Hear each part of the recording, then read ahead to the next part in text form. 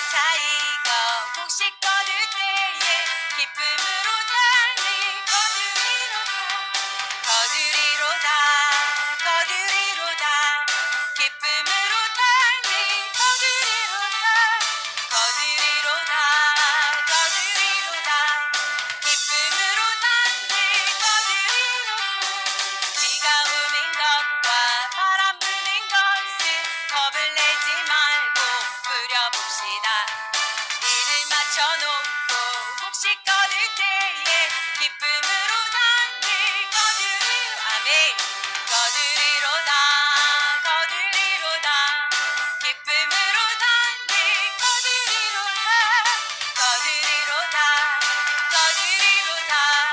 기쁨으로 달리 네, 우리 주일 예배 시간에 요한복음에 나타난 예수님의 7대 기적 우리 한 가지 한 가지 살펴보고 있습니다. 오늘은 어느덧 6번째 우리 주님이 행하셨던 기적 오늘 같이 살펴보려고 하는데요. 소경이 눈을 뜬 기적입니다. 여러분, 사람이 이렇게 살다 보면 장애를 입을 때가 있지 않습니까? 여러분, 사람이 겪고 있는 장애 중에 어떤 장애가 제일 힘든 장애일까요? 자, 오늘 본문에는 눈을 못 보는 장애, 어떤 분은 다리를 못 사용하는 장애, 팔도 그렇고, 어떤 사람은 보니까 냄새를 못 맡으신 분도 계시더라고요. 자, 제가 이렇게 생각해 봤어요. 제가 사람이 겪을 수 있는 장애를 제 몸으로 다 경험해 보면 제가 경험해 봤기 때문에 이 장애가 제일 힘들다 이렇게 말할 수 있을 텐데 경험은 못 하잖아요. 많은 사람들이 그렇게 얘기하잖아요. 슬픔 중에 제일 큰 슬픔은 내 슬픔이라 그러잖아요. 남이 겪어본 걸 못 겪어봤기 때문에 그런 거죠. 그럼에도 불구하고 제가 객관적으로 생각해 보니까 사람이 겪을 수 있는 가장 큰 장애는 시각장애, 눈을 못 보는 장애가 아닌가 싶습니다. 우리 젊은 분들은 잘 모르시겠지만 6, 70년대 그 장애를 시각장애인 가수가 하나 있었어요. 이용복 씨라고 아시지요? 벌써 이렇게 나이 드신 분은 얼굴이 확 이렇게 표시를 하시네요. 이 이용복 씨가 불렀던 이 노래 중에 어머니 왜 날 낳으셨어요? 라고 하는 노래가 하나 있습니다. 제가 여기서 한번 불러보면 좋을 텐데 가사만 한번 잠깐만 읽어볼게요. 바람이 휘몰아치던 어느 날 밤, 그날 밤에 떨어진 꽃잎처럼 나는 태어났네. 내 눈에 보이던 아름다운 세상 잊을 수 없어 가엾은 어머니 왜 날 낳으셨나요? 봄, 여름, 가을, 겨울 수없이 지나도 뒹구는 낙엽처럼 나는 외로웠다네. 모두들 정답게 어울릴 때도 내 친구는 없어 그림자 밟으며 남 몰래 울었다네. 이런 가사예요. 왜 나같이 장애인을 낳았냐? 너무 힘들고 고통스럽다. 이런 가사인데 노래도 굉장히 슬픕니다. 시각장애인으로 태어나서 한 세상을 산다는 건 여러분 결코 쉬운 일은 아닐 거라고 봅니다. 이분에게 소원이 뭐냐 물어보면 첫째도 둘째도 뭘까요? 눈을 뜨는 거죠. 오늘 본문에도 이 시각장애인이 하나 나오는데요. 우리 1절을 같이 한번 보겠습니다. 1절 보시면 예수께서 길을 가실 때 언제부터 맹인이었을까요? 날 때부터 맹인이었으니까 이 세상에 빛을 한 번도 못 본 것 같아요. 간혹 후천적 장애를 갖고 계신 분은 보다가 뭐 어느 때 이렇게 앞을 못 보게 되신 분은 계시잖아요. 그러나 예전에 세상을 봤던 기억은 가지고 살 수 있잖아요. 근데 여기 나오는 이 장애인은 날 때부터 앞을 못 보는 맹인이었습니다. 그러니까 여러분 얼마나 비참한 인생이었겠어요. 오늘 본문에 나이는 몇 살이라고 나오지 않아요. 그러나 이렇게 정황을 보면 성인인 것 같아요. 그러니까 어려서부터 성인이 될 때까지 단 한 번도 세상을 볼 수 없는 그런 장애를 갖고 살은 사람, 오늘 본문의 이 맹인입니다. 여러분, 맹인 단지 앞만 못 본다 이게 아니잖아요. 맹인으로 살아가는 삶의 불행이 뭐냐면 혼자 못 움직여요. 그래서 평생 도움을 받아야 살 수 있는 삶입니다. 여러분, 집 밖을 나가도 혼자 못 나가잖아요. 누가 옆에서 도와줘야만 행동할 수 있는 그런 어려움이 있잖아요. 두 번째, 이 맹인이 갖고 사는 이 삶의 불행은 이 생활 능력이 안 되니까 유일하게 이 사람이 살 수 있는 건 구걸이에요. 그래서 맹인 분들이 사는 걸 보면 거의 대부분 사람들이 많이 지나다니는 그런 거리에서 구걸하고 살잖아요. 왜냐하면 다른 일을 할 게 없어요.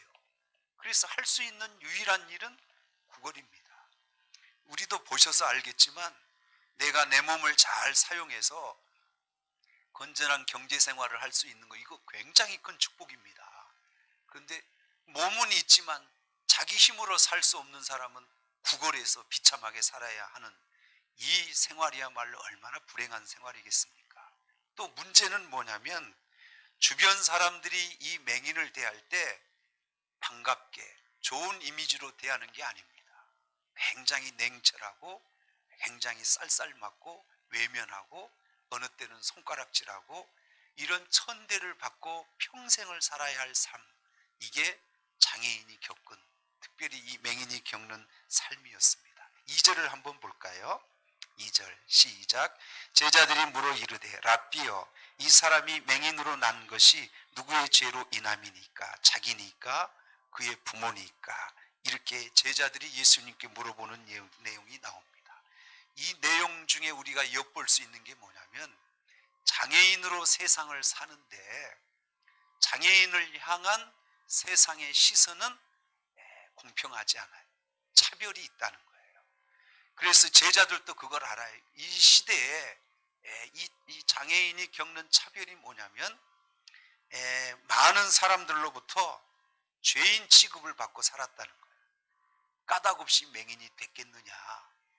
심각한 부모가 죄를 지었거나 본인이 죄를 지었기에 이런 장애를 갖고 태어나지, 이건 하늘의 재앙이다, 하늘의 징계다, 뭐 이렇게 세상 사람들로부터 굉장한 사회 차별을 겪는 이런 삶을 살아야 한다는 거죠.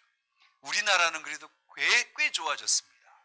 우리나라는 어디를 가도 장애인들이 이렇게 편안히 행동할 수 있는 편의시설들이 다 갖춰져 있고요. 제가 이렇게 홈플러스나 대형마트 주차장에 가면 주차할 수 있는 제일 좋은 자리는 장애인 주차 자리더라고요. 우리나라 꽤 장애인들에 대한 배려, 이런 것들을 꽤 잘하는 것 같아요. 가장 우리나라 좋은 나라예요. 아멘이죠. 근데 이제 소말리아에 어느 선교사님이 이런 글을 썼더라고요. 지금도 소말리아에는 이 장애인들에 대한 편견이 얼마나 큰지요. 장애인들에게는 아직도 호적에 올리질 않는답니다. 여러분, 호적에 안 올린다는 얘기는 사람 취급을 안 한다는 거예요. 그리고 장애인을 낳은 부모는 평생 죄인 취급받는다. 사람들로부터 얼굴을 들고 살 수 없을 정도로 그런 취급을 받는데요. 그러니까 여러분, 그 나라에서 태어난 것도 얼마나 불행인데 장애인으로 산다는 건 아마 굉장히 큰 고통과 불행일 것입니다. 아마 유대인들의 사회생활 속에서도 맹인으로 태어난 이 장애인은 그런 차별을 받고 살았다는 거예요. 유대인들은 거의 다 하나님을 믿는 거 아시죠? 그래서 주일날이면 그때는 안식일이었겠죠. 안식일이면 모든 사람들이 다 기쁨으로 어디를 갈까요? 예배를 드리러 가죠. 그런데 이 당시에 이 맹인은 성전에 출입이 금지됐습니다. 여러분 중에 이렇게 하나님을 막 기쁘게 예배하며 교회에서 이렇게 하나님께 찬양하며 이런 걸 우리에게 얼마나 큰 축복으로 우리가 여깁니까? 그런데 누가 교회를 못 들어오게 해요. 여러분, 그 상실감은 얼마나 크겠습니까? 그러니까 이 맹인이 겪을 수 있는 시대적인 많은 고통과 차별과 아픔은 우리가 생각하는 것 이상으로 큰 고통과 아픔을 갖고 있는 인생이다, 이렇게 얘기합니다. 이걸 한마디로 얘기하면 어두움이다, 이렇게 볼 수 있습니다. 눈도 어둡지만 뭣도 어두워요.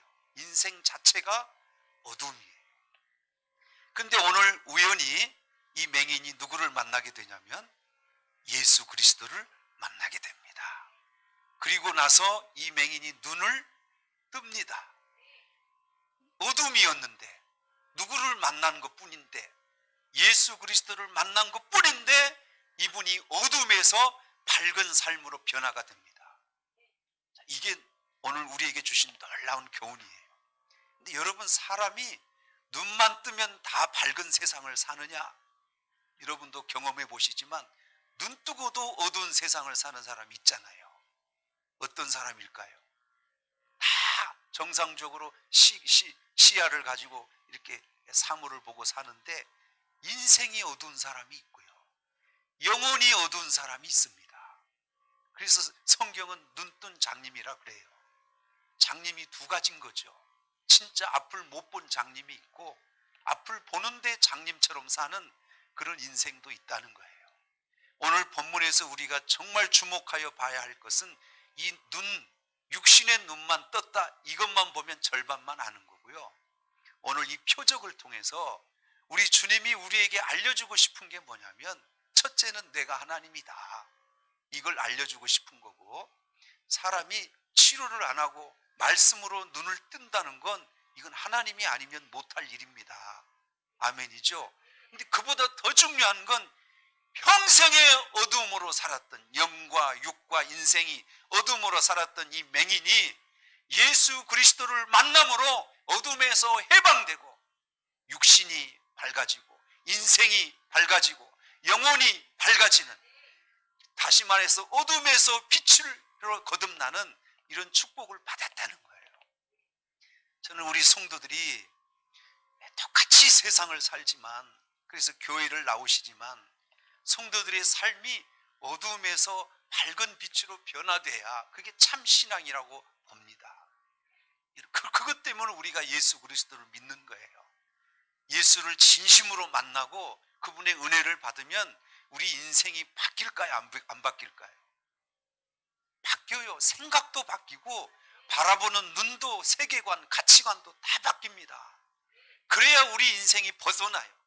저주의 굴레에서 벗어나고 어둠의 굴레에서 벗어나는 거예요.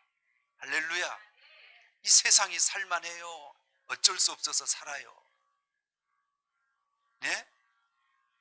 여러분 집에 계시는 그분과 사는 게 참 살만해서 살아요? 어쩔 수 없어서 살아요? 예? 근데 내가 은혜 받고 보면, 예수로 거듭나고 보면 현실과 환경은 똑같은데 우리가 바뀐 게 있어요. 보는 눈이 바뀌어요. 사는 삶이 바뀝니다. 그래서 우리가 비록 초막이나 궁궐이나 그게 어느 곳이든 내 주 예수 모신 게 어디가 되는 거예요? 천국이 되는 거예요. 그게 인생이 바뀐 거고, 어두움에서 우리가 빠져나와 밝은 인생의 삶을 사는 이런 은혜를 우리가 얻은 거예요. 이것 때문에 우리가 예수를 믿는 거예요. 교회만 다니는 게 아니고 여러분 삶이 빠져나오는 거예요. 저주와 어둠 속에서. 이 맹인이 예수를 만난 것 뿐인데 그 인생이 눈을 뜨는 것은 고사하고 인생이 밝아졌다는 거예요. 아멘. 자, 그러면 어떻게 해서 눈이 띄어졌나? 그 과정을 보니까, 자, 우리 3절을 한번 보시죠. 3절. 자, 예수께서 대답하시되 이 사람이나 그 부모의 죄로 인한 것이 아니라 그에게서 뭘 나타내시려고? 하나님이 하시는 일을 나타내시고자 한다. 그러니까 맹인이 자기의 죄나 부모의 죄가 아니라 하나님께서 하실 일을 나타내려고 이분이 맹인이었다, 이렇게 말하는 거예요. 그러니까 죄라고 정죄하면 돼요, 안 돼요? 안 돼요. 예수 믿어도 이런 고난이 올 수 있어요. 욥은 얼마나 큰 고난을 당했습니까? 욥이 신앙생활 엉망으로 한 게 아니잖아요. 하나님이 욥을 더 복되게 하시려고 고난을 주신 거 아닙니까? 여기까지 이해되시죠? 그리고 나서 6절을 보시면 같이 읽어보죠. 이 말씀을 하시고 땅에 침을 뱉어 진흙을 이겨 그의 눈에 바르시고 이르시되 실로한 못에 가서 씻으라 했더니 가서 씻었더니 눈이 열린 거죠. 우리 주님께서 이 맹인을 치료하신 과정을 보니까 세 가지예요. 첫째, 침을 뱉어요. 여러분, 침이라는 건 우리가 얼른 느낄 때 불결한 거잖아요. 인격 모독 같은 게 있잖아요. 침을 뱉어가지고 거기다가 흙을 이겨요. 그리고 그걸 어디다 발라주냐, 눈에다 발라요. 그리고 그 자리에서 고쳐주시는 것도 아니고 어디까지 가라는 거예요. 실로한 못까지 가서 씻으면 눈이 보인다는 거예요.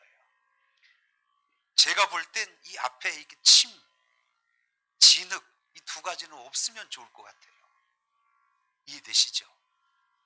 이 당황스럽고 황당한 불결한, 근데 여러분 우리 침하고 예수님 침은 좀 다르겠죠? 다를까요? 우리 침은 조금 좀 불결하고 예수님 침은 막 생수처럼 깨끗할까요? 침은 침입니다. 그죠? 또 어떤 분은 그래요. 목사님, 예수님 침이니까 거기에 치료 효과가 있겠죠. 또 이러시더라고. 예수님 침도 똑같습니다. 그리고 진흙이 이 사람 눈을 이렇게 뜨게 하는데 무슨 역할을 했겠어요? 그럼 여러분, 침, 진흙, 주님이 말씀하신 거 있잖아요. 실로한 못에 가서 씻으라. 이 세 가지 중에 이 맹인이 눈을 뜬 건 침이요, 진흙이요, 말씀이에요. 아, 우리 성도님들 참 영특하시네요. 침도 아니고 진흙도 아니고 이 맹인이 눈을 뜬 건 주님이 하신 말씀 때문입니다. 근데 왜 말씀만 하시면 되지? 왜 침을 뱉으시고 진흙을 이기시고 이런 과정을 왜 하셨을까? 제가 생각해 보니까 이런 거예요. 자, 우리 맹인은 날 때부터 맹인이어서 한 번도 세상을 못 봤잖아요. 세상에 대한 감각이 없어요. 그래서 우리 주님이 진흙을 눈에 바르실 때 이 피부의 감각을 좀 느끼게 하시려고, 제 생각입니다. 제 생각. 왜냐하면 그냥 싹 눈을 뜨게 할 수도 있는데 하나님께서 갑자기 하는 것보다 그렇게 피부를 통해서 뭔가 느껴지는 감각을 좀 느끼게 하려고 아마 이런 과정을 하지 않았을까, 이런 생각이 들고, 두 번째는 이거는 성경 해석자들이 똑같이 하는 얘기예요. 믿음을 심어주려고 이런 과정을 했다는 거예요.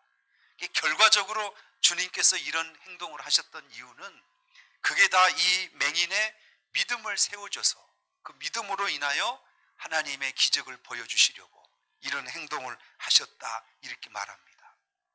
물어보겠습니다. 지금도 기적은 일어날까요? 안 일어날까요?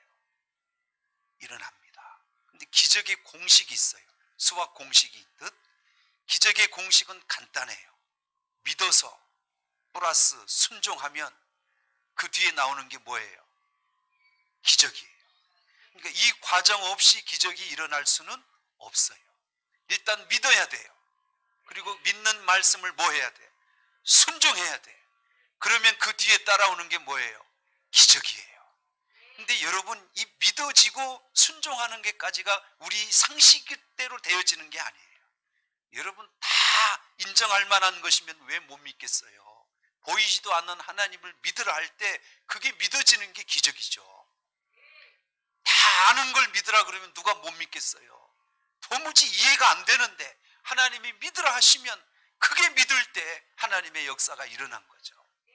그러니까 믿음은 하나님께서 우리에게 말씀하신 그게 이해가 되든 안 되든 믿고 순종하면 하나님의 역사와 기적은 지금도 일어나는 거죠. 지금 우리 몇 번째 기적 살펴보고 있냐면 6번째 기적이거든요. 사실 이 기적이 실제 예수님께서 행하셨던 실제 사건입니다. 첫 번째 사건이 뭐예요? 물이 변하여. 이 기적 어떻게 일어났어요? 하인들에게 물을 떠서 연회장에 갖다 주라 했더니 갖다가 주니까 거기서 물이 바뀌어서 포도주가 된 거죠. 순종했어요, 안 했어요? 그랬더니 기적이 일어난 거죠. 이해되시죠? 두 번째가 왕의 신하가 고침받는 기적입니다. 이 기적도 똑같아요. 가라, 내 아들이 살았다. 이 말 한마디에 이 신하가 갔더니 이 아들이 살아난 거예요. 주님 말씀에 순종했다는 거죠. 세 번째 기적은 38년 된 병자가 일어났어요. 한 번도 일어나 보지 못한 안진뱅이 같은. 근데 내 자리를 들고 일어나라 했더니 이거 부두둑 손을 짚고 일어나는 순종을 했더니 다리가 고쳐져서 일어났다는 거예요. 여러분, 이 38년 된 이 환자 입장에서 보면 언제 일어나 본 경험이 없잖아요. 근데 본인이 일어나려고 순종하니까 거기 기적이 일어난 거죠. 오병이의 기적도 동일해요. 제자들이 너희가 가져다가 나눠줘라 그랬더니 그걸 순종할 때 오병이의 기적이 일어난 거 아닙니까? 우리 바로 전주에 같이 나눴던 무리를 걷는 기적 있죠. 마태복음에는 베드로가 우리 주님 무리를 걷는 거 보시고 나도 걷게 해주세요 그랬더니 우리 주님이 와라 그랬더니 이 무모한 베드로가 바다를 뛰어들어서 주님 말씀에 순종하잖아요. 그랬더니 전 세계에 유일무이하게 무리를 걷는 사람 딱 한 사람, 베드로 외에는 없어요. 저도 그런 기적을 좀 경험해 봤으면 좋겠어요. 어느 세계에 어떤 사람도 해보지 못한 기적.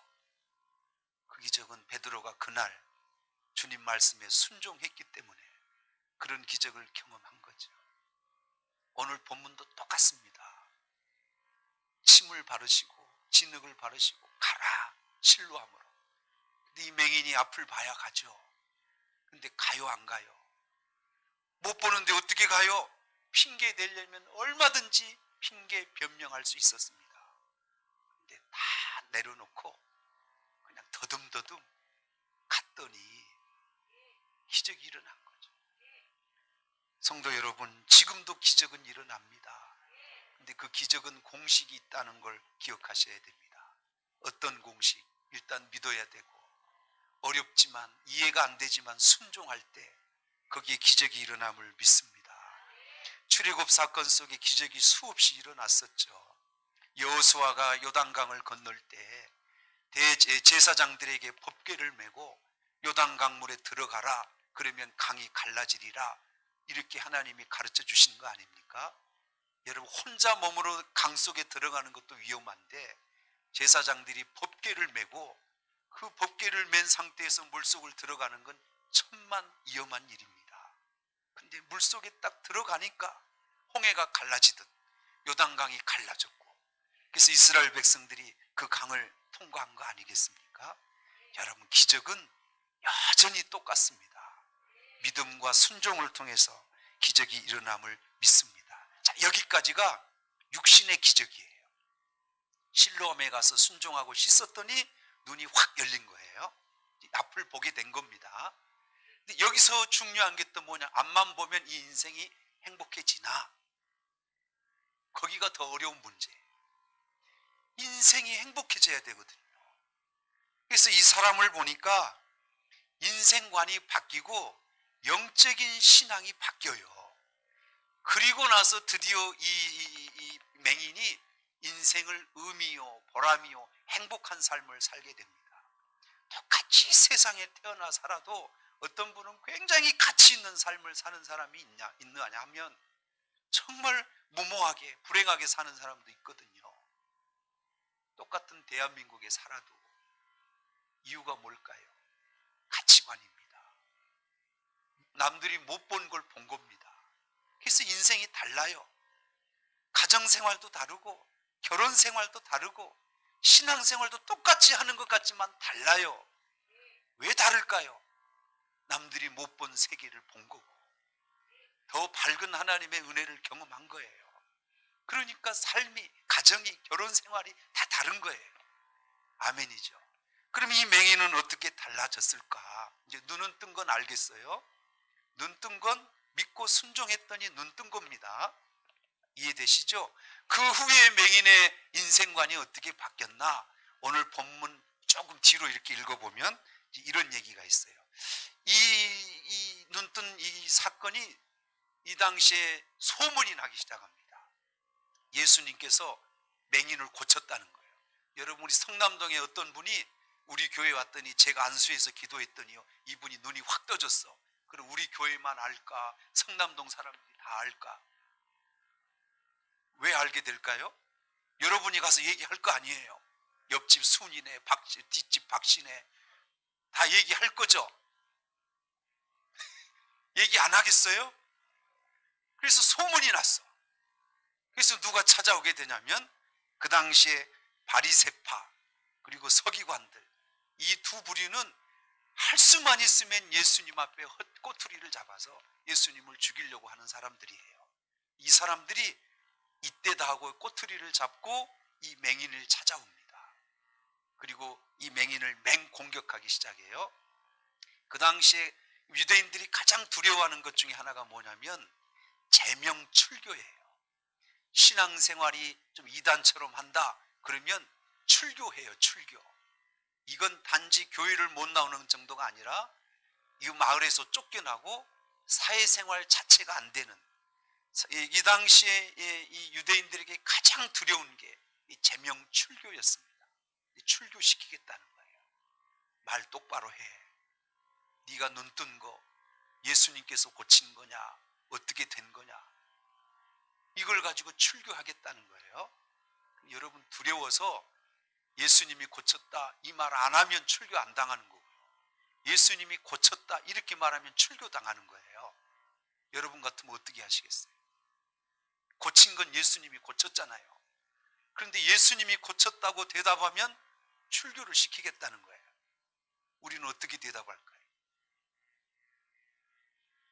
네?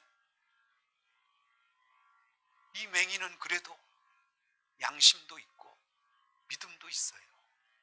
우리 조금 살펴보면서 나눠보십시다. 17절을 한번 띄워보겠습니다. 17절 시작.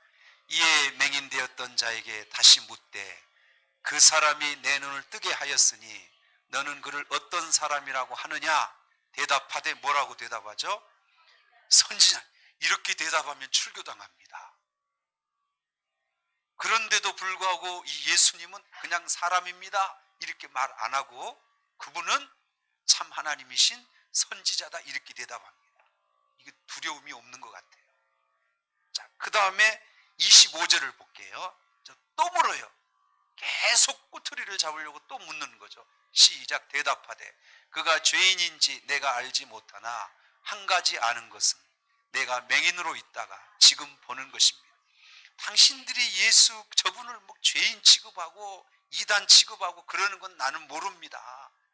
그러나 내가 한 가지 확실히 아는 건 그분이 당신들이 죄인 취급하는 그 예수가 나를 눈을 뜨게 했습니다. 여러분, 얼마나 확신에 차는 얘기입니까? 이해되시죠? 32절 33절 볼게요. 시작. 창세 이후로 맹인으로 난 자가 눈을 뜨게 하였다 함을 듣지 못하였으니 그 다음 절. 이 사람이 하나님께로부터 오지 아니하였으면 아무 일도 할 수 없었을 것이다. 창세 이후로 누가 치료 안 하고 그냥 이렇게 말로 맹인을 고쳐준 사람은 없었다. 그런 사람이 있었다면 하늘에서 내려온 사람이 아니면 어떻게 맹인을 고치는 일이 있겠느냐. 나는 그래서 그 예수가 누구라는 줄 안다는 거예요. 하늘에서 오신 메시아인 거라고 믿는다는 거예요.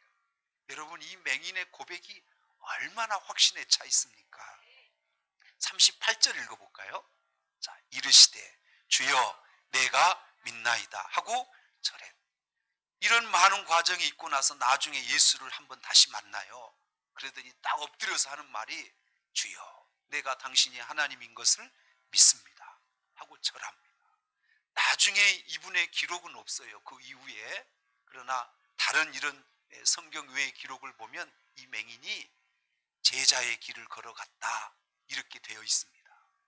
자, 여기서 여러분에게 제가 전하고 싶은 얘기가 있어요. 어떤 분이 맹인을 하나 만났어요. 너무 안타까워서 개안 수술을 해줬어요. 이분이 돈이 좀 많으신가 봐. 그랬더니 이제 세상을 보게 된 거잖아요. 얼마나 고마워하는지. 그런데 이분이 한동안 지나더니 다시 이 부자를 찾아왔어요. 그리고 막 원망하며 한탄하는 거예요. 내 눈 고쳐준 건 좋은데 이제 먹고 살 길이 막혔다는 거예요. 왜 그러냐 했더니 맹인이었을 때는 구걸이라도 해서 내가 먹고 살았는데 당신이 눈을 띄워주니까 이제 구걸도 못하고 나 어떻게 사느냐는 거예요. 이분은 고쳐줘야 돼요? 안 고쳐줘야 돼요? 예? 자, 그럼 여러분 한번 생각해 보세요.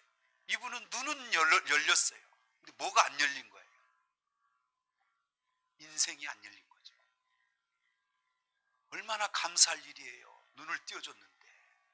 근데 인생이 안 열리니까 장님이었을 때가 좋다는 거 아니에요?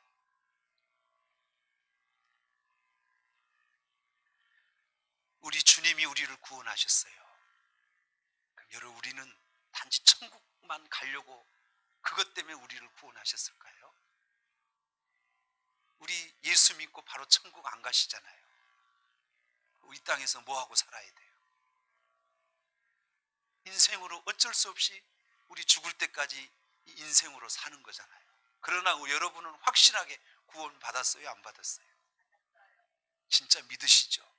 그럼 구원 받았다면 이 맹인이 눈을 뜬 것처럼 영의 눈 한 번을 뜬 겁니다. 이해되시죠? 그랬더니 예수 믿고 나서 너무 힘들다고 왜 나를 예수 믿게 해줬냐고, 그리고 막 하나님 앞에 따진다면 눈 고쳐진 이 맹인과 뭐가 다르겠냐? 여러분은 하나님 앞에 막 힘들고 어려우면 막 따져요? 왜 나를 구원시켜줘가지고 이렇게 어렵게 하느냐고. 그러면 뭐가 안 열린 거예요? 천국은 갈 수 있는데 뭐가 안 열린 거예요? 인생의 눈이 안 열린 거죠. 여러분, 열으셔야 돼요. 눈만 뜨면 안 됩니다. 할렐루야. 사도 바울은 그랬어요. 빌립보서 4장 4절을 한번 읽어볼까요? 자, 주 안에서 항상 기뻐하라. 내가 다시 말하노니 기뻐하라. 로마에서 복음 전하다 감옥에 잡혀서 감옥에 있었거든요. 로마 감옥이 만만한 감옥이 아닙니다. 거기 반 죽어요. 근데 그 혹독한 감옥살이 중에 빌립보 성도들에게 편지를 썼는데 사도 바울이 저 글을 쓴 거예요. 주 안에서 항상 기뻐해라. 내가 다시 말하노니, 지금 여러분 코로나 이 시대를 걸어가고 있는데 여러분 삶이 기뻐요? 아니면 죽겠어요? 대답 좀 해봐요. 여러분, 세상 사람들은 이제 못 견디겠다, 지쳤다, 이제는 포기하자, 세상 사람들은 이렇게 말해도 구원받은 우리는 이 세상을 똑같이 살아가면서 어떤 말을 해야 될까요? 감사하다. 그래도 기쁘다. 우리에겐 소망이 있다. 그래야 인생관이 바뀐 거죠. 사는 삶을 보는 눈이 바뀐 거죠. 그리고 또 이렇게 고백했어요. 사도 바울 4장 11절 12절 시작. 내가 궁핍함으로 말하는 것이 아니라 어떠한 형편에든지 나는 자족하기를 배웠대요. 어려울 때도 있고 좋을 때도 있고 그런다는 거예요. 그러나 사도 바울은 어떻다는 거예요? 거기서도 자족하고 행복할 수 있다는 거예요. 12절 읽어볼까요? 나는 비천에 처할 줄도 알고 풍부에 처할 줄도 알아. 모든 일 곧 배부름과 배고픔과 풍부와 궁핍에도 처할 줄 아는 일체의 비결을 배웠다. 여러분, 이게 예수를 믿고 거듭난 우리가 세상을 살면서 함께 고백해야 될 열려진 믿음의 말이에요. 지금 행복하시죠? 지금 감사하시죠? 사도 바울이 지금 그 대궐 같은 집에서 이 얘기를 한 게 아니잖아요. 어디서 이 고백을 하고 있어요? 지옥 같은 감옥에서. 거기서도 감사하고 행복하다는 거 아닙니까? 도대체 이 사도 바울은 왜 이렇게 바뀌었어요? 사람이 열린 거예요. 어둠에서 빛을 본 거예요. 예수를 통하여 인생과 천국의 문을 연 거예요. 그게 신앙이에요. 그게 우리의 삶입니다. 할렐루야. 시각장애인, 예전에 우리나라에 막 이렇게 6, 70년대 못 살 때 있잖아요. 딱 아이를 낳는데 눈을 못 봐요. 그러면 이 아이를 버렸습니다. 그러면 이런 아이는 거의 대부분 홀트 아동복지라는 게 아시죠? 이 홀트 아동복지에서 이 아이들을 가져다가 우리나라에서는 안 키우니까 미국으로 입양을 보냅니다. 그 당시에 우리 전쟁 이후에 6.25 전쟁 이후에 길거리에 막 쏟아진 고아들이요, 누가 감당이 안 되니까 다 홀트 아동복지에서 미국으로 입양을 보냈습니다. 아시죠? 그때 입양 갔던 사람들 중에 광숙이라고, 그 나라 이름으로는 엘렌이에요. 미국에 입양을 보냈어요. 이 광숙 씨를. 앞을 못 보는 갓난 애기예요. 그런데 입양 간 집이 어디냐면 미국으로 갔는데 그 입양한 그 부모가, 엄마 아빠가 또 시각장애인. 그러니까 앞을 못 보시는 분이 앞을 못 보는 아이를 입양한 겁니다. 근데 더 놀라운 것은 이분이 이 광숙 씨만 입양한 게 아니라 똑같은 시각장애인 아이 셋을 더 입양해. 그래가지고 온 식구 6명이 장애인이야. 앞을 못 보는. 여러분 같으면 이거 할 수 있겠어요? 없겠어요? 이 부모는 도대체 왜 이런 일을 할까요? 이 두 분이 신실한 크리스찬입니다. 그게 자기 사명으로 알아요. 앞을 못 보는 마음을 누가 제일 알까요? 본인들이 제일 잘 알아. 그래서 누구도 이 눈 못 보는 아이들은 받질 않아. 근데 이 두 부부는 그걸 받아요. 그래갖고 시각장애인 이 어린아이 넷을 키웁니다. 이 광숙 씨가 철이 들고 자기 엄마가 자기를 낳고 버렸다는 것에 대해서 이 엄마를 엄청 미워하고 저주합니다.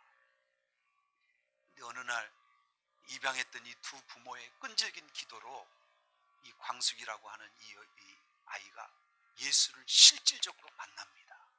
여러분, 여기서 눈이 열린 거예요. 이 광숙 씨가 이제 나중에 엄마를 찾겠다고 한국에 왔습니다. 우리나라 TV에도 나왔답니다. TV에 나와서 나는 몇 년도에 버림을 받았는데 우리 어머니를 찾습니다. 근데 어머니가 나타날까 안 나타날까? 안 나타납니다. 근데 이 광숙 씨가 이런 얘기를 한 거 알아요? 내가 예수 만나기 전에는 우리 어머니가 그토록 저주스럽고 미웠는데 내가 예수를 만나고 나서 어머니에 대한 생각이 바뀌었다는 거예요. 내가 어머니 같은 상황이었다면 나도 그게 최선인 줄 알고 나도 그렇게 결정했을 거라. 나는 이제 어머니를 미워하지 않는다. 어머니를 만날 수 있을 줄 알아 한국에 왔는데 어머니를 못 만나는 아쉬움이 있지만, 그러나 어머니가 이걸 보고 계시다면 꼭 예수를 믿고 행복하게 살았으면 좋겠다. 이렇게 TV에서 그렇게 대담하고 미국으로 다시 건너갔답니다. 이 광숙 씨라고 하는 이분 있잖아요. 우리 같으면 평생 저주하고 살다가 죽을 겁니다. 이해되시죠? 근데 왜 이 사람이 이렇게 바뀌었어요? 진짜 예수를 만난 거예요. 이 맹인이 예수를 만나서 눈도 열리고 인생도 바뀌고 영도 열린 것처럼 이 광숙 씨라고 하는 이 여인도 예수 그리스도를 만나더니 다 바뀐 거예요. 여러분, 평생 어머니 저주하고 사는 게 좋겠어요? 용서하고 그리고 행복하게 사는 게 좋겠어요? 그게 예수 믿는 거 아니에요? 할렐루야. 한 얘기만 더 하고 마칠게요. 우리나라에 산업자원부라는 그 부서가 있습니다. 산업자원부에 박운서 차장님이 계셨답니다. 실제 우리 인물입니다. 산업자원부의 차장 정도면 꽤 높은 직입니다. 이분이 거기서 퇴직을 하는데 공기업, 사기업을 이렇게 다니면서 어마어마한 성공을 거둬요. 꽤 똑똑한 사람 같아요. 그래서 엄청난 재산도 모으고 사회적 지위, 명예도 다 얻었어요. 그리고 퇴직하고 나서요, 가만히 40년 자기 인생을 이렇게 돌이켜 보니까 성공을 한 것 같아요. 그런데 이렇게 산업자원부에서 나라를 위해 공직과 또 여러 가지 사업을 하면서 이렇게 성공을 했는데 결국은 내 인생 40년 공직 생활이 나를 위해서만 산 것 같더래요. 그래서 이분이 크리스찬인데 이렇게 내가 삶을 마무리하면 안 되지 하고 재산을 다 정리를 했답니다. 그리고 그 재산 중 일부를 교회에다가 헌납하고 자식들이 꼭 필요한 만큼만 물려주고 나머지 남은 재산이 있잖아요. 이걸 가지고 은퇴하신 분이에요.